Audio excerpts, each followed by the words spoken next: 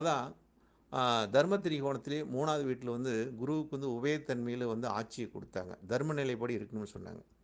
அதேமாரி அர்த்த திரிகோணத்தில பார்க்கும்போது, பெண்களுக்கு முக்கியத்துவம் குடுத்துருக்காங்க. அந்த வீடெல்லாம் பெண்களோட வீடுங்க. பெண்களுக்கு முக்கியத்துவம் குடுத்துருக்காங்க.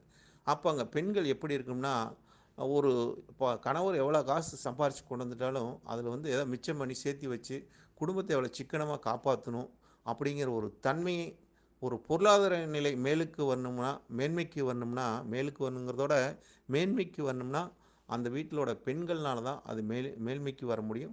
அது கீழ்மைக்கு போறதும் பெண்களால மட்டும்தான். ஏன்னா, ஆண்களுக்கு வந்து நல்லா உழைக்க முடியும், சம்பாரிக்க முடியும்.